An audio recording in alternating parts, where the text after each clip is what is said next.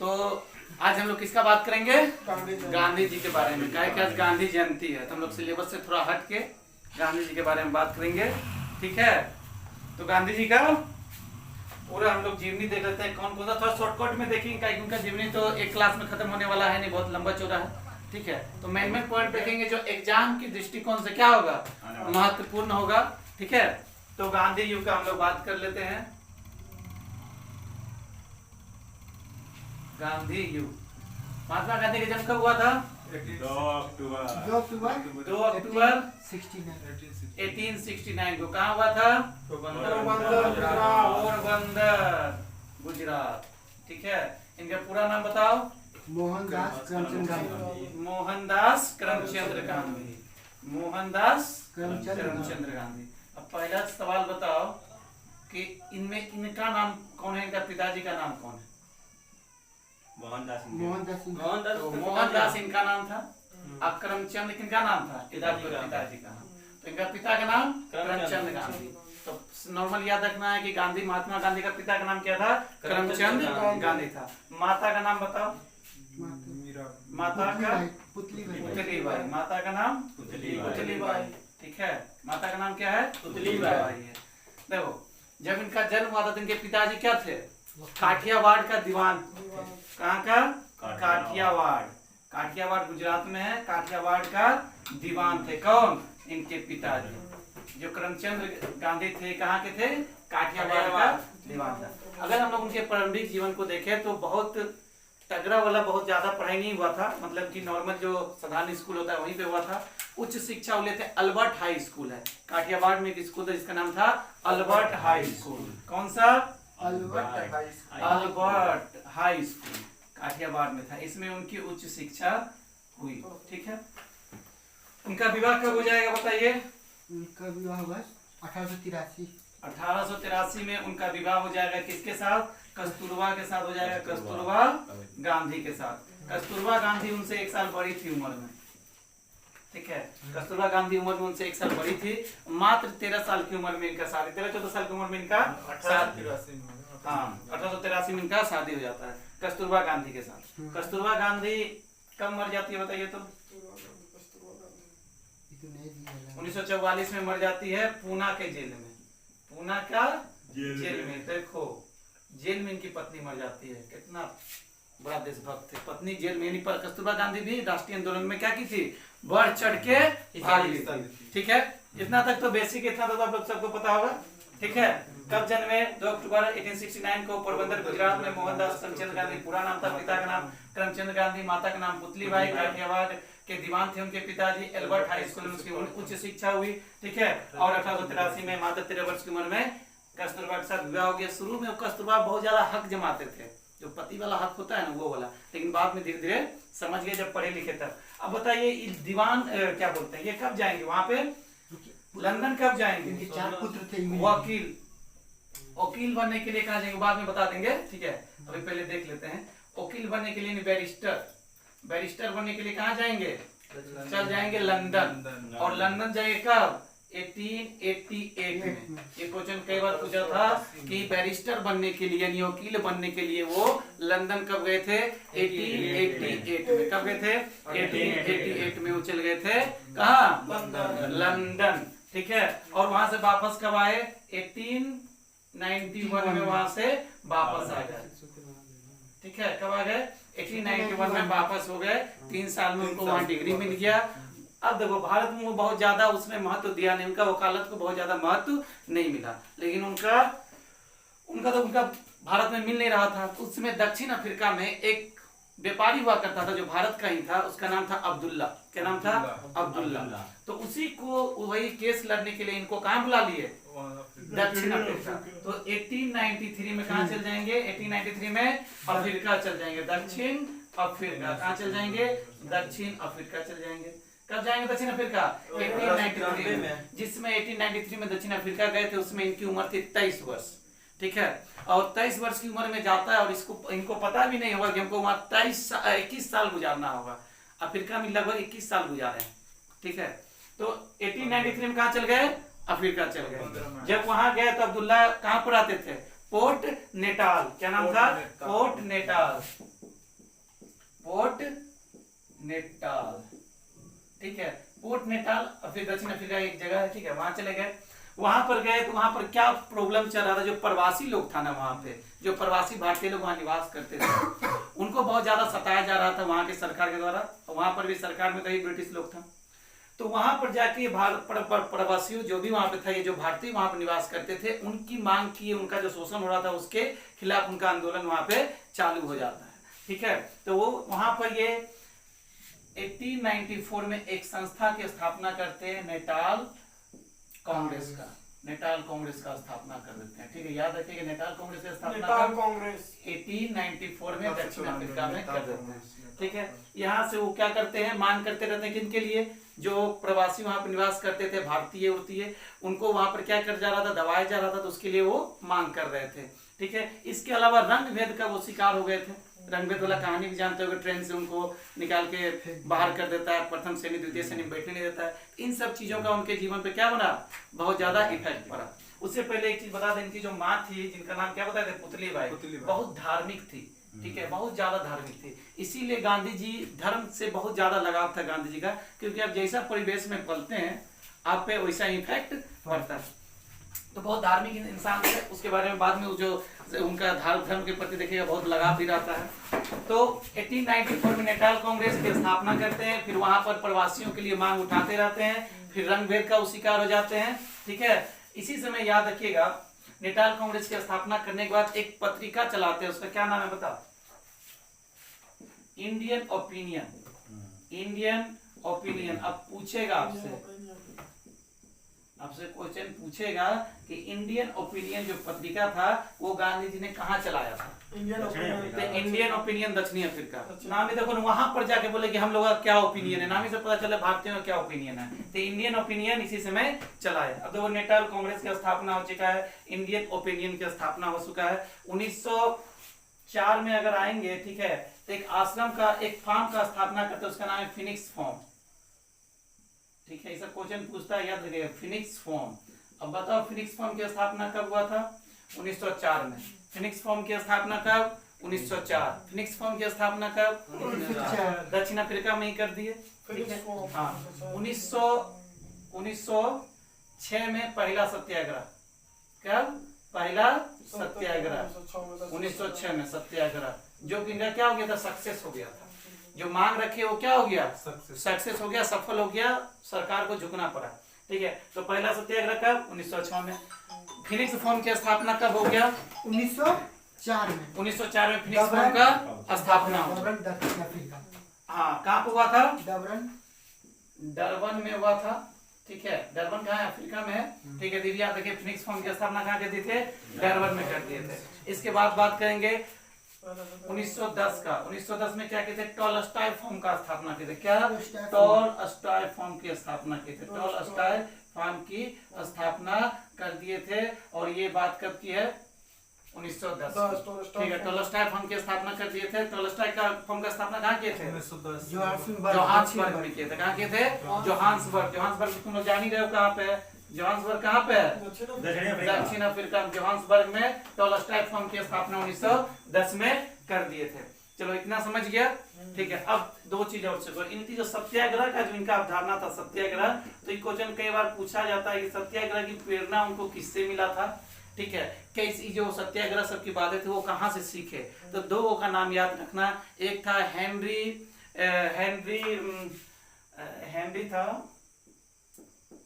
Henry dare कुछ करके, ठीक है। हेनरी डेयर थोरो नाम याद रखना, ठीक है। थोरो, क्या नाम है, हेनरी डेयर थोरो, ठीक है। हेनरी डेविड थोरो ये अमेरिका के थे और निबंधकार थे, ठीक है। तो इन्हीं के निबंध से इनको सत्याग्रह का प्रेरणा मिला। एक और इंसान है जिससे सत्याग्रह सीखे, उनका क्या नाम था, रस्किन बॉन्ड नाम था, क्या था, रस्किन बॉन्ड। ये दोनों नाम याद रखिएगा। इनसे क्या सीखे, सत्याग्रह सीखे, ठीक है। सत्याग्रह सीख लिए। अब दूसरा एक और क्वेश्चन आता है, याद रहेगा ना, हेनरी डेविड थोरो और रस्किन बॉन्ड, थोरो से सीखे सत्याग्रह, दोनों का सत्याग्रह किससे सीखे, हेनरी डेविड थोरो और रस्किन बॉन्ड से। जिसमें एक और क्वेश्चन थे, सविनय अवज्ञा आंदोलन जो चलाए थे, ठीक है, सविनय अवज्ञा, वो सीखे थे इससे, किससे, डेविड थोरो से। बोलेगा एक क्वेश्चन पूछा हुआ है कि कि सबने अवज्ञा किससे सीखे थे Gandhi ji? David Thoreau. David Thoreau से। सत्याग्रह किससे सीख लिए? रस्किन से सीख लिए। भूख हड़ताल किससे सीखे थे? भूख हड़ताल किससे सीखे थे बाबू? तो भूख हड़ताल सीख लिए थे किससे? भूख हड़ताल सीखे तो उनका नाम था टॉलस्टॉय। ठीक है, तो तीनों याद रखना। पूछ देगा कि सत्याग्रह किससे? रस्किन से। सिविल ओबीडियंस यानी कि सबने अवज्ञा किससे सीखे? थोरो से। पूछ देगा कि भूख हड़ताल किससे सीखे? टॉलस्टॉय से। इन तीन लोगों का उनके जीवन पर गहरा प्रभाव रहा। इन तीन लोगों का उनके जीवन पे गहरा प्रभाव रहा। जब इनका सत्याग्रह सब संपन्न हो गया था, इतना ही फेमस हो रहे थे अफ्रीका में, तो इस बात की खबर भारत में भी आ रहा था। तो भारतीय लोग भी चाह रहे थे वो भारत है और भारत के लिए क्या करे, भारत के लिए स्वतंत्रता के लिए प्रयास करे। तो गोपाल कृष्ण गोखले सब चाहते थे, कहीं उसमें कांग्रेस के सबसे बड़ा नेता गोपाल कृष्ण गोखले थे, वो सब चाहते थे कि गांधी जी क्या हो जाए, भारत आ जाए। तो अब गांधी जी भारत आएंगे कब? 15 कब?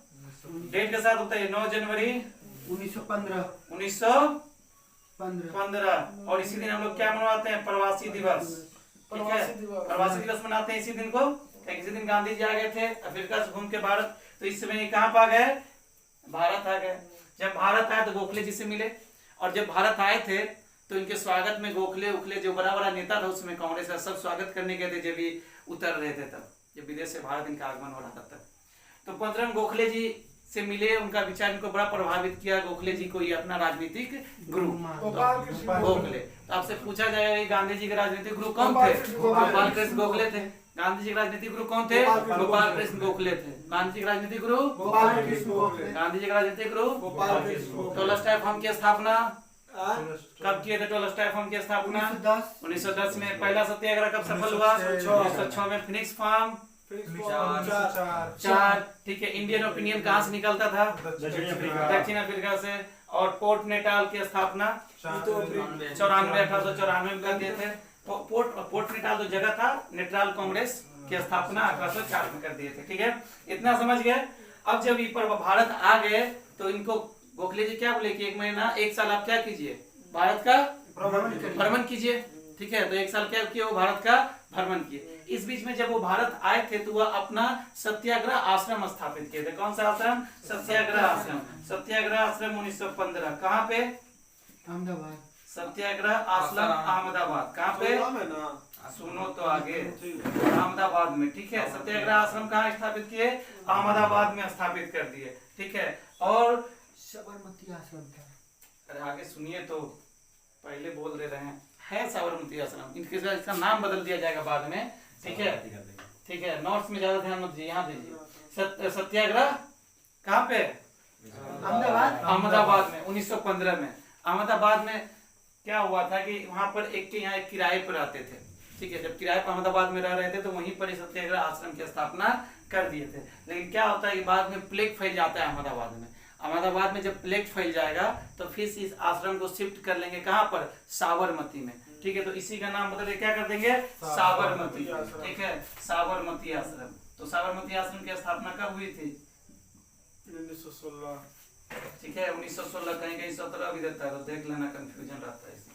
ठीक है, साबरमती आश्रम समझ लिया, स्थापना हो गया, भारत भ्रमण कर लिए। ठीक है, अब हो गया इतना, तो इनका बेसिक था। ये तो अभी विदेश से आ रहे हैं, इनका इतना काम हुआ। ठीक है, अभी बहुत ज्यादा फेमस नहीं हुए थे। अब देखो क्या होता है कि 1916 में मजूमदार के नेतृत्व में कांग्रेस का अधिवेशन कहाँ संपन्न हुआ था? लखनऊ में हुआ था। 1916 का अधिवेशन कहाँ पे? लखनऊ में। उस अधिवेशन में गांधी जी भी पार्टिसिपेट किए थे। तो वहीं पर राजकुमार शुक्ल, नाम याद रखना बाबा, राजकुमार शुक्ल। कौन? राजकुमार शुक्ल। क्या नाम था? राजकुमार शुक्ल। तो राजकुमार शुक्ल जाके उसी अधिवेशन में किससे मिले? गांधी जी से मिले। किससे मिले? गांधी जी से मिले। कहाँ पे? लखनऊ में। बुझेगा, पहली बार जो राजकुमार शुक्ल थे कहाँ मिले थे? लखनऊ अधिवेशन में। और गांधी जी को बोले कि देखिए मेरा चंपारण आइए, वहां पर एक व्यवस्था चल रहा है जिसको क्या बोलते हैं? 3 कठिया व्यवस्था। 3 कठिया व्यवस्था चल रहा है, उसके बारे में उनको बताते हैं, बोलते हैं कि आप आ जाइए मेरे यहाँ। तो गांधी जी उस समय नहीं बोलते, बोलते ठीक है आएंगे आएंगे करके, लेकिन नहीं आते हैं। लेकिन जो राजकुमार शुक्ल थे वो भी बड़ा किसान नेता थे, किसान आदमी थे, तो वो इनका पीछे 2-3 जगह किया, साबरमती आश्रम तक गए कि आइए आइए मेरे यहाँ, बहुत जरूरी, आप आइएगा तो शायद कुछ हो जाए। तो फिर इनका पहला सत्याग्रह भारत में चालू होगा। तो इतना समझ गए? ठीक है, इतना याद रहेगा? कहीं से कोई डाउट है? तो बेसिक है, गांधी जी के बारे में इतना तो सब जानता है क्या? चलो। अब गांधी जी होगा क्या कि चंपारण जब पहुंचेंगे तो चंपारण में एक व्यवस्था था। कौन सा व्यवस्था था? 3 कठिया व्यवस्था। कौन सा व्यवस्था? 3 कठिया व्यवस्था। बीघा समझते हैं? 1 बीघा समझते होंगे। 1 बीघा में 20 कट्ठा होता है। 20 कट्ठा। ठीक है, तो बोला उस 20 कट्ठा में आपको 3 कट्ठा किसकी उपज करनी थी? नील की खेती करना था। अब नील का खेती का देखिए 2-3 रीजन हो जा रहा था नील का खेती का। एक तो बोला कि आपको क्या करना है? नील की खेती करनी होगी। ठीक है, दूसरा और इम्पोर्टेंट क्या था? नील की खेती जब किया जाता था कोई जमीन का टुकड़ा पे तो वो उपजाऊ नहीं रह पाता था, तो नील की खेती करने जमीन का उपजाऊपन कम हो जा रहा था। दूसरा क्या था कि ब्रिटिश सरकार रेट भी खुद से तय करता था कि आपको हम इतना रेट देंगे, मेरा मन है, आपको जो देंगे क्या होगा? रखना होगा, और नहीं करोगे तो पकड़े क्या कर देंगे? थकुच देंगे। देखेंगे टीवी में कभी कभी आता है कि किस तरह से उस समय भी है किस तरह से शोषण होता है। तो बहुत ज्यादा क्या हो रहा था? चंपारण के किसानों को जो नील खेती का 3 कठिया व्यवस्था था उससे बहुत ज्यादा शोषण हो जा रहा है। 3 कठिया समझ में आ रहा है? नहीं आ रहा है तो बोले। देखिए मान लीजिए वो जमीन का टुकड़ा है, ठीक है, तो मान लीजिए 20 कट्ठा का जमीन का टुकड़ा है, तो बोला कि आपको जमीन का टुकड़ा का कम से कम 3 कट्ठा, कितना? 3 कट्ठा, 3 कट्ठा। ठीक है, तो 3 कट्ठा याद रखिएगा। तो 3 कट्ठा व्यवस्था लागू था। 3 कट्ठा यानी 15% होता है, अगर निकालिएगा तो 3 कट्ठा 20 कट्ठा 15% है, तो 15% आपको नील की खेती करना था। तो इस समय तक तो काम चल रहा था, लेकिन उस समय इंटरनेशनल स्तर पे क्या हुआ था कि जर्मनी क्या किया कि नील जो था केमिकल रूप से बनाने लगा। पहले तो नील खेती से निकलता था, उससे बनता था, अब नील केमिकल रूप से बनाने लगा। तो ब्रिटिश सरकार की इंटरनेशनल स्तर पर मांग क्या हो गया? कम हो गया। जब मांग कम हो गया तो उसमें ब्रिटिश सरकार क्या करने लगा? इन लोगों को बोला कि अब तुम उपजाऊ करना तो बंद कर दो, लेकिन अब क्या करना है? इस खर्चा को पूरा कैसे करना था? उसको बोला वो हाई टैक्स दो। ठीक है, और बॉन्ड बना के लोग पैसा रखता था किसानों का, तो ये लोग बहुत ज्यादा परेशान हो गया था। तो गांधी जी आए और चंपारण में क्या किए? सत्याग्रह। कब किए?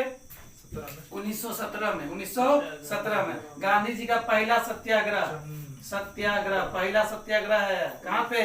चंपारण। कहाँ पे? चंपारण। चंपारण तो जान ही रहे बिहार में है। ठीक है, तो प्रथम चंपारण। अब देखिए चंपारण कर दिए, अनशन पे बैठ गए। अब आपसे पूछेगा कि जब सत्याग्रह चंपारण में कौन कौन सा नेता जो थे वो साथ दिए थे गांधी जी का? कई बार क्वेश्चन पूछता है कौन कौन नेता गांधी जी का सत्याग्रह में, चंपारण सत्याग्रह में साथ दिए थे? बताइए, नाम बताइए, याद है? तो राजेंद्र प्रसाद, बहुत फेमस नाम है, राजेंद्र प्रसाद। दूसरा नाम बताओ? कृपलानी, देवी कृपलानी। तीसरा नाम बताओ? महादेव देसाई, महादेव देसाई, महादेव देसाई। चौथा नाम याद है? नरहरि, नरहरि। पांचवा नाम याद है? वज्र किशोर। छठा नाम याद है? मजरूल हक लिख देते हैं, ठीक है, मजरूल हक। ठीक है, मजरूल।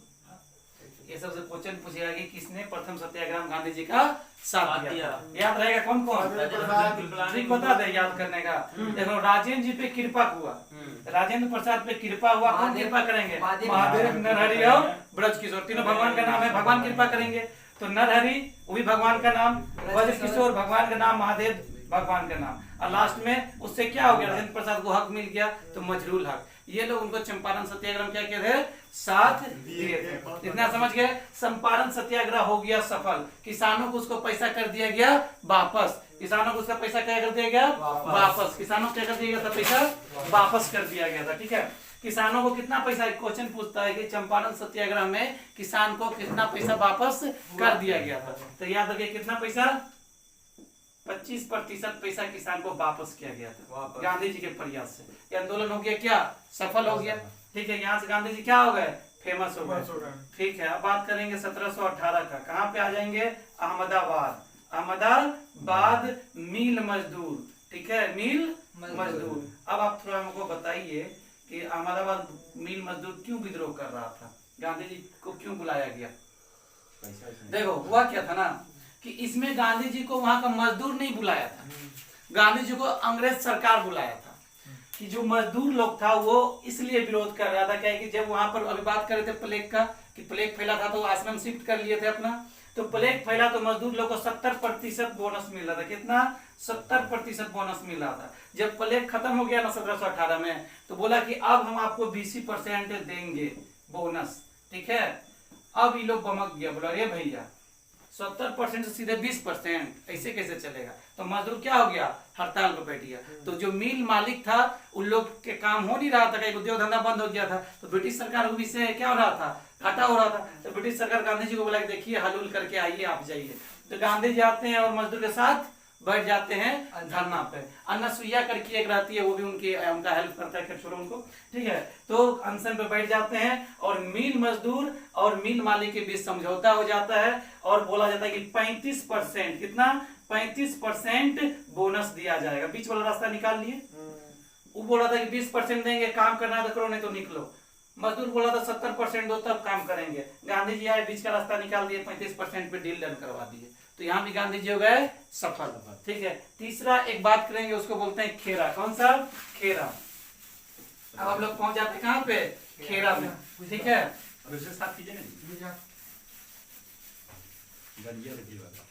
खेरा कब पहुंचेंगे? 1718। कहाँ पर? खेरा। खेरा कहाँ पे है? गुजरात में। यहाँ पर कुछ खास नहीं था। यहाँ पर बोला गया था कि बहुत ज्यादा वहां पर अकाल सूखा उखा पड़ा हुआ था। खेरा देखिए डेट 1918 खेरा पहुंच गए। ठीक है, खेरा पहुंच गए। खेरा पहुंचने के बाद क्या हुआ? वहां पर रीजन क्या था खेरा का? वहां पर जो अकाल उकाल पना पड़ गया था, तो वहां किसान के पास देने के लिए कुछ था नहीं। ऊपर से भू राजस्व का उच्च दर ब्रिटिश सरकार लगा के रखा था। गांधी जी गए, किसी तरह से उनका भू राजस्व को माफ करवा दिया गया। इस तरह से गांधी जी का तीनों आंदोलन क्या हो गया? सफल हो गया। और इससे पहले बता दें कि 1915 में गोखले जी डेथ कर चुके थे। 1920 में कौन डेथ कर जाएंगे? बाल गंगाधर तिलक डेथ कर जाएंगे। तो गांधी जी कांग्रेस के सबसे बड़ा नेता बन जाएंगे। तभी हम लोग बात करते हैं 18 में। 18 कहानी खत्म हो गया। रॉलेट एक्ट कब आया था? 19 मार्च 1919 में रॉलेट एक्ट आया था। बिना वकील जान ही रहे इसके बारे में। रॉलेट एक्ट क्या था? कि किसी व्यक्ति को शक के आधार पर पकड़ेंगे और जेल में डाल देंगे। अच्छा, उससे पहले देखो प्रथम विश्व युद्ध चला था। उससे पहले तो प्रथम विश्व युद्ध के समय गांधी जी अंग्रेज का साथ दिए थे और भारतीय सैनिक को बोले थे कि तुम अंग्रेज की ओर से जाओ, लड़ो। तो इसीलिए गांधी जी को प्रथम विश्व युद्ध में क्या बोला गया था? सार्जेंट। क्या बोला गया था? सार्जेंट। सार्जेंट मतलब होता है भर्ती करने वाला। भर्ती करने वाला। तो ब्रिटिश सार्जेंट बोला गया था इनको, कि भर्ती कर रहे थे बहुत सारा। वो क्या करते थे? प्रोत्साहित कर रहे थे। तो क्या बोला गया था? सार्जेंट बोला गया था। याद रहेगा, सार्जेंट बोला गया था। और ब्रिटिश सरकार इनको खुश होकर कैसर हिंद की उपाधि भी दे दिया था। कौन सा उपाधि? कैसर हिंद की उपाधि दे दिया था। अब गांधी जी का उसमें कितना फेमस हो गया। ब्रिटिश सरकार कैसर हिंद की उपाधि दे दिया था। लेकिन उसके बाद ब्रिटिश सरकार वो कानून बना देता है सिडनी रॉलेट के अध्यक्षता में। उसका नाम था रॉलेट एक्ट। जब रॉलेट एक्ट आएगा तो भारत में इसका क्या होने लगेगा? विरोध होने लगेगा। गांधी जी भी इसको काला कानून बोलेंगे। ठीक है, और इसी के विरोध में जलियांवाला बाग कांड हो जाएगा। ठीक है, जलियांवाला बाग कांड। ठीक है, कब हो गया था? 19 अप्रैल 19 मार्च 1919 19 अप्रैल ना? 13 अप्रैल ना? 13 अप्रैल 1919 को 13 अप्रैल 1919 को हो गया था जलियांवाला बाग हत्याकांड। अब ये हत्याकांड हो गया। इसके बाद गांधी जी क्या किए थे? कैसर हिंद की उपाधि क्या किए? लौटा दिए। ठीक है, लौटा दिए थे। यहाँ पे याद रखिएगा कि गांधी जी कैसर हिंद की उपाधि कब लौटाए थे? जलियांवाला बाग हत्याकांड के विरोध में। ठीक है, कब मिला? ये मिला था प्रथम विश्व युद्ध के समय। प्रथम विश्व युद्ध के समय इनको कैसर हिंद का उपाधि दिया गया था और तुरंत कुछ ही साल बाद, 1-2 साल बाद क्या किए? लौटा दिया। ठीक है, यहाँ तक गांधी जी हो गया। अब गांधी जी एक आंदोलन चालू करेंगे। कौन सा आंदोलन चालू करेंगे? असहयोग आंदोलन। कौन सा आंदोलन? असहयोग आंदोलन। ठीक है, असहयोग आंदोलन। इस सबको तो अलग से पढ़ेंगे तो उस समय भी इसको अच्छे से विस्तृत करेंगे। अभी खाली गांधी जी के बारे में बात कर रहे हैं तो हल्का हल्का लेके चलते हैं। असहयोग आंदोलन की शुरुआत कब हुआ? 1 अगस्त 1920 को हुआ। इसी दिन जब इस चालू हुआ ना, उसी दिन बाल गंगाधर तिलक डेथ कर गए थे। ठीक है। तो इस दिन क्या चालू हुआ? असहयोग आंदोलन। असहयोग आंदोलन अच्छा खासा चल रहा था। सहयोग में क्या करना था आपको? सहयोग नहीं करना है। सहयोग नहीं करना है मतलब असहयोग। ब्रिटिश सरकार कोई काम में आपको सहयोग नहीं करना है, असहयोग हो गया, ठीक है। तो असहयोग आंदोलन बहुत सफलता से चला था, लेकिन 5 फरवरी को क्या हुआ था? 5 फरवरी 1922 को उत्तर प्रदेश का चौरा चौरी जगह था, जहां पर जो भीड़ था वो सैनिक मतलब जो पुलिस थाना था उसके बाहर से आग लगा देता है, ठीक है। और कुल मिला के सीन क्या हो जाता है? 5 फरवरी 1920 को एक तरह से हिंसक हो जाता है। गांधी जी तो हिंसा नहीं करने बोले थे, लेकिन ये आंदोलन हिंसक हो जाता है। गांधी जी इसको 1 सप्ताह के बाद वापस ले लेते हैं, ठीक है। इस तरह से सहयोग आंदोलन हो जाता है खत्म। पूरा देश में इसका क्या होता है? विरोध भी होता है, ठीक है। तो इतना समझ गए। उसके बाद एक और आंदोलन का बात कर लेते हैं, वो हमारा कौन सा है?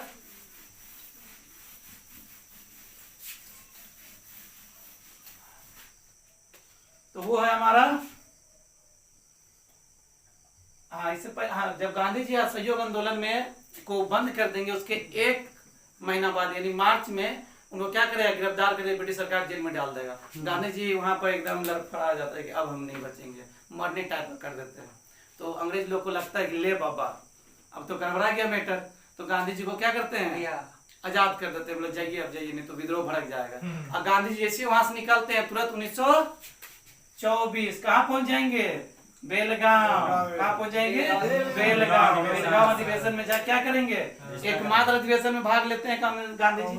तो कांग्रेस का अध्यक्ष बेलगांव कहाँ है? कर्नाटक में, ठीक है। तो वहां पे जाके पार्टिसिपेट कर लेते हैं। इसके बाद गांधी जी थोड़ा दिन के लिए कोई आंदोलन नहीं चलाते हैं। उसमें प्लेग भारत में बहुत ज्यादा फैल गया था, तो निस्वार्थ भाव से उसकी सेवा में लग जाते हैं, ठीक है। उसके बाद बात करते हैं कब? 1930 में नमक सत्याग्रह स्टार्ट करते हैं, ठीक है। नमक सत्याग्रह डेट बता सकते हैं? याद है आप लोग नमक सत्याग्रह का? नहीं याद है? बताइए। 5 मार्च 1930 को चालू किए, ठीक है। बोलिए ना जी। 12 मार्च 12 मार्च 1930 को चालू किए 78 सहयोगी के साथ, और जाके नमक कानून को तोड़ दिए, ठीक है। नमक कानून को जब तोड़ दिए उसके बाद वहां से सविनय अवज्ञा आंदोलन चालू हो गया, ठीक है। सविनय अवज्ञा आंदोलन चालू कर दिए। उसके बाद इनका अगला कार्य क्या रहेगा? इसके बाद 2 और कार्य याद रखना है। क्या याद रखना है? गोलमेज सम्मेलन। तो द्वितीय गोलमेज सम्मेलन में भाग लेते हैं गांधी जी। द्वितीय गोलमेज सम्मेलन में भाग लेते हैं। द्वितीय गोलमेज सम्मेलन बताइए, डेट बताइए। द्वितीय गोलमेज सम्मेलन कब हुआ था? 31 में 1931-32 में जो हुआ था द्वितीय गोलमेज सम्मेलन, उसमें जाके क्या करते हैं? पार्टिसिपेट करते हैं। तो 1931 में जाके पार्टिसिपेट कर लेते हैं द्वितीय गोलमेज सम्मेलन में। 7 सितंबर 1931 द्वितीय गोलमेज। तो 1931 में जाते हैं कहाँ पर? गोलमेज सम्मेलन लंदन में। लंदन। मैकडोनाल्ड उस समय क्या रहता है? ब्रिटिश प्रधानमंत्री रहता है। तो मैकडोनाल्ड के पास जाते हैं, मिलजुल के वहाँ बात इनका बनता नहीं है कि वो लोग क्या बोल रहा था कि अब दलित को भी आरक्षण देंगे। किस आधार पर? पृथक निर्वाचन। आरक्षण देता तो ठीक है, लेकिन पृथक निर्वाचन का बात कर रहा था। तो गोलमेज सम्मेलन क्या हो गया? असफल हो गया। तो पहला बार गांधी जी द्वितीय गोलमेज सम्मेलन में पहली बार और एक बार ही शामिल हुए, ठीक है। इसके बाद बात करेंगे 1932 में क्या हुआ? तो पूना पैक्ट। कौन सा हुआ? पूना पैक्ट। किसके साथ हुआ पूना पैक्ट? पूना पैक्ट हो गया अंबेडकर जी के नेतृत्व में अंबेडकर जी के साथ पूना पैक्ट हुआ। पूना पैक्ट में क्या था? अंबेडकर जी पृथक निर्वाचन का मांग कर रहे थे। गांधी जी बोले आप आरक्षण ले लीजिए, लेकिन पृथक निर्वाचन नहीं लीजिए, क्योंकि अगर आप पृथक निर्वाचन लीजिएगा तो मैटर हो जाएगा गड़बड़, ठीक है। क्या कि फिर दलित अपने आप को हिंदू से अलग मानेगा, ठीक है। तो 2 भागों में पड़ जाएगा। तो यहाँ तक पूना पैक्ट हो जाएगा खत्म। अब गांधी जी को ब्रिटिश सरकार के प्रति रुख क्या हो रहा था? थोड़ा देखो, अब उनका रुख क्या हो रहा था? बदल रहा था। सबसे पहले असहयोग किए, नॉर्मल। उसके बाद सबने अब क्या करेंगे? हाँ, आपका आज्ञा को हम नहीं मानेंगे। अब 1942 का टाइम आ जाएगा। कौन सा आंदोलन चला देंगे? भारत छोड़ो। बोले करो या मरो। तो भारत छोड़ो आंदोलन, ठीक है। इसका डेट आया था, याद है? 9 अगस्त 1942। हाँ, याद रहेगा। भारत छोड़ो आंदोलन, 8 ठीक है। अगस्त ना?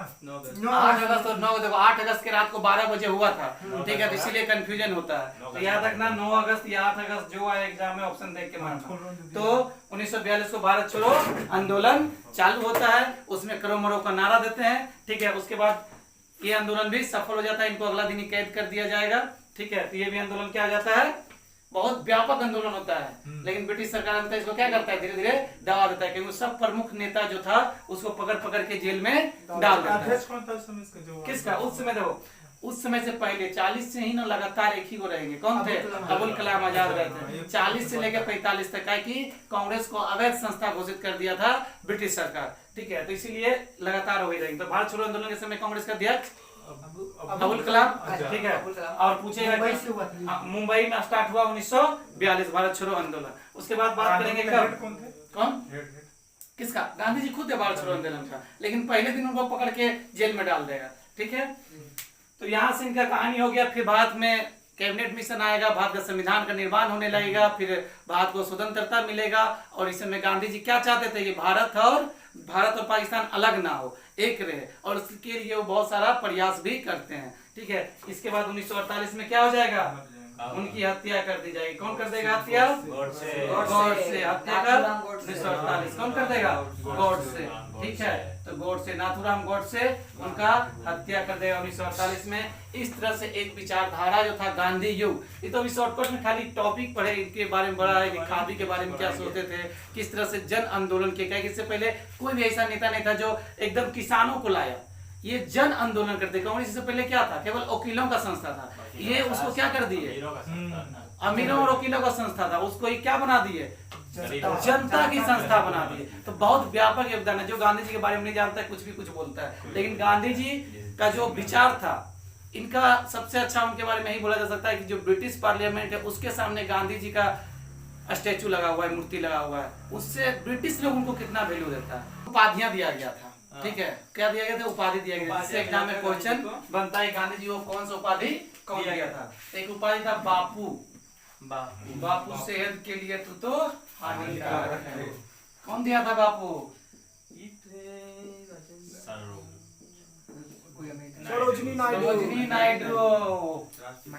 ठीक है, बापू की उपाधि कौन दिया था? सरोजिनी नायडू। बापू की उपाधि कौन दिया था? सरोजिनी नायडू। बापू की उपाधि सरोजिनी नायडू। बापू की उपाधि नायडू। अच्छा, एक बात और याद रखना, एंड्रूज करके भी देता है। ठीक है, तो दोनों में जो ऑप्शन में रहे देख लेना, दोनों रहता है। कोई बुक में सरोजिनी नायडू रहता है, कुछ में एंड्रूज रहता है, तो दोनों देख लेना। ठीक है, एंड्रूज रहेगा तो एंड्रूज और नायडू रहेगा तो नायडू। बापू की उपाधि सरोजिनी नायडू और सीए एंड्रूज। ठीक है, दूसरा बात करेंगे महात्मा की उपाधि कौन दिया था? राजेंद्र प्रसाद जी थे। महात्मा की उपाधि दिए थे रविंद्रनाथ टैगोर। इसमें भी बहुत 2-3 और पहले भी दिए थे। ठीक है, लेकिन फेमस यही है। अगर पूछेगा कि महात्मा उनको पहली बार कौन बोले थे? रविंद्रनाथ टैगोर। कब बोले थे पता है? जब चंपारण सत्याग्रह सफल हो गया था तो खुश हो गए थे और बोले थे तो महात्मा महान आत्मा है। तो क्या हो गया? महात्मा। ठीक है, एक और नाम याद कीजिए, मलंग बाबा। मलंग बाबा कौन दिया था? मलंग बाबा की उपाधि? मलंग बाबा की उपाधि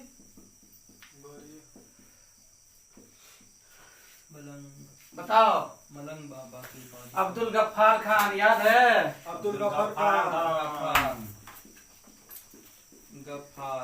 अब्दुल गफ्फार खान। ठीक है, अब्दुल गफ्फार खान। उस समय पाकिस्तान के सबसे बड़े नेता यही थे। सीमा प्रांत जो पाकिस्तान वाला एरिया है, सिंध, उनका नेता थे। तो मलंग बाबा की उपाधि अब्दुल गफ्फार खान। मलंग बाबा की उपाधि अब्दुल गफ्फार खान। मलंग बाबा मलंग बाबा मलंग बाबा और नग्न फकीर कौन बोलेगा? बहुत सुंदर। अर्ध नग्न फकीर कौन बोलेगा? अर्ध नग्न फकीर विंस्टन चर्चिल। कौन बोला था? चर्चिल बोला था। ठीक है, चर्चिल। ठीक है, याद रखिएगा। अर्धनग्न फकीर कौन बोला था? विंस्टन चर्चिल बोला था। बापू हो गया, महात्मा हो गया, मलंग बाबा हो गया, अर्धनग्न फकीर हो गया। ठीक है, राष्ट्रपिता कहाँ गया?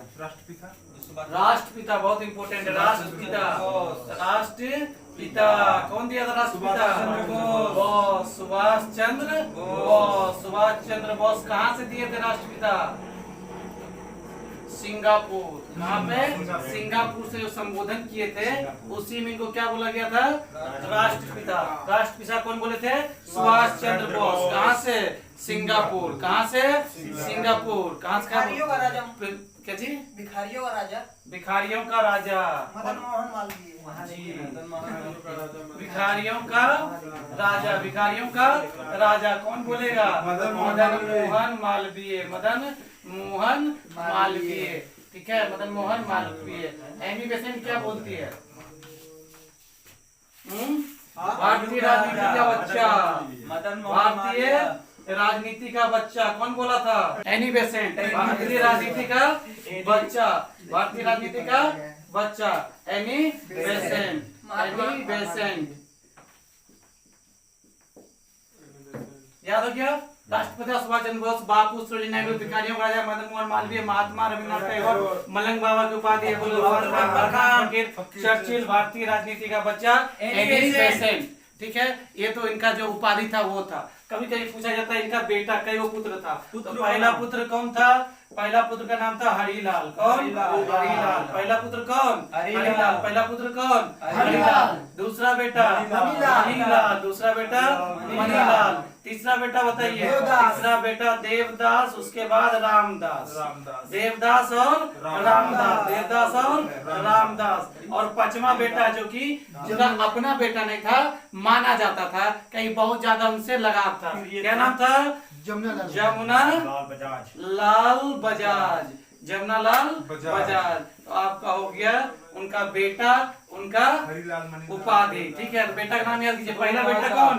हरिलाल। उसके बाद मणिलाल, देवदास, रामदास। हरिलाल, मणिलाल, देवदास, रामदास। हरिलाल, मणिलाल, देवदास, रामदास। हरिलाल, मणिलाल, देवदास, रामदास। बोलेगा पांचवा बेटा कौन? जमुनालाल बजाज। पांचवा बेटा कौन? जमुनालाल बजाज। पांचवा बेटा कौन? जमुनालाल बजाज। ठीक है, तो गांधी जी हमारा हो गया लगभग कंप्लीट। हम इनका भी क्या खाली बेसिक लिए हैं, जहाँ से एग्जाम में क्वेश्चन आता है। ठीक है, छोटा मोटा क्वेश्चन अभी इनसे बहुत सारा है, जैसे कि उद्योग का बढ़ावा, कुटीर उद्योग को बढ़ावा देना चाहते थे, भी क्वेश्चन आता है। कुटीर उद्योग को बढ़ावा कौन देना चाहते थे?